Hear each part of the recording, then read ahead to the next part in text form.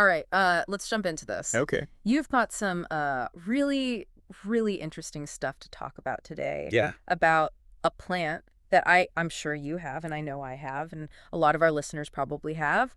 Mhm. And it's something that we all know and love as a pothos, Right. but The common Pothos. yeah, the sources that you sent over point out something kind of shocking. Yeah. It turns out that maybe it's not a pothos at all. Right. So our goal today is to kind of dig into this whole like botanical mystery, Yeah. figure out how we all got it wrong, and maybe along the way we can learn something about how to care for this very popular houseplant. Absolutely. So we have information on like how this whole name thing got mixed up, Yeah. what this plant actually is, Right. what a real pothos is, Right. and how to tell the difference between the two. Yeah. So to get started, does this new name Epipremnum? Epipremnum. Yeah. Does that actually change how I should be taking care of this plant? Yeah, absolutely. Yeah. So what's really interesting here is that the plant that we all call a pothos, Mm-hmm. all the varieties like golden pothos, marble queen, jade pothos, neon pothos, all those guys, Right. those are actually Epipremnum aureum. Oh, So the term pothos is really just a common name okay. that kind of got stuck from an older classification that wasn't quite right. So everyone's been wrong this whole time? Yeah, pretty much. Yeah. I mean, it's everywhere. Wow. You go to plant shops, you see it labeled as pothos, and it's Sure. like if we all called, a robin a sparrow. Right. Like, Yeah. it's just not the right name.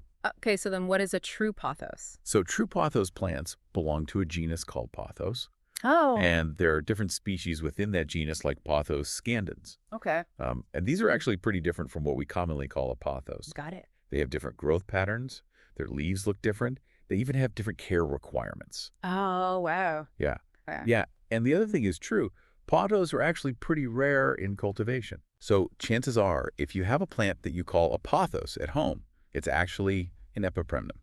Okay, well, this is kind of blowing my mind, I gotta say. I always thought it was a pothos, Yeah. and now to find out it's not. It's a common misconception. Okay, well, let's talk about why this matters, because I remember when I first heard that pothos wasn't the real name, I kind of felt betrayed by the plant world. Like, I get that. this whole time I thought I knew this plant, and I didn't know it at all. Yeah.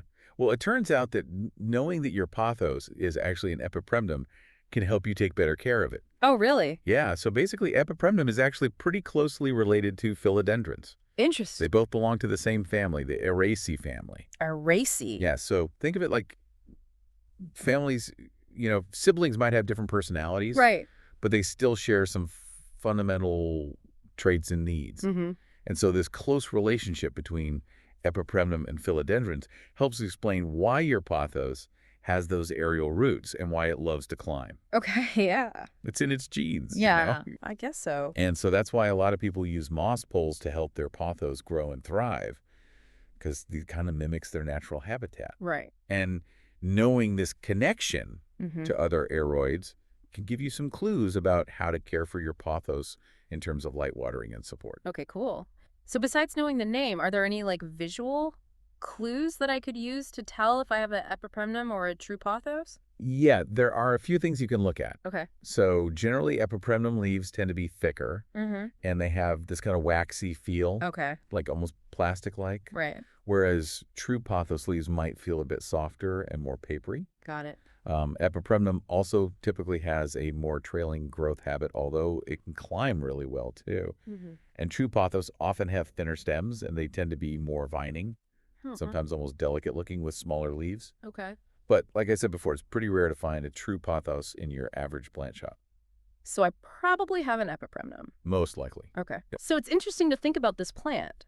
Yeah. It's so popular, everyone has one, Right. but it's been this like botanical mystery this whole time. I know, it's kind of funny. Yeah. So Epipremnum aureum is native to Southeast Asia and the South Pacific, Ooh. and it's become this global superstar, Mm, all while being called by the wrong name. this is really funny. I know, it's a great example of how common names can sometimes be a little misleading Yeah. compared to scientific classification.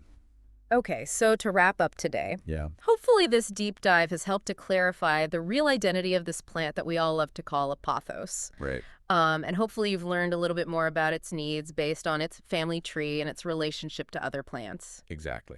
But I guess this all raises a question. Now that you know that your pothos is actually an Epipremnum, does this change how you'll take care of it? Mm, And does it make you want to maybe explore other plants in the Araceae family? it's a big family. There are so many cool plants out there. There are. So think about that as you continue to take care of all your plant friends at home. Yeah, they're more interesting than you think. Thanks for listening, everybody. See ya!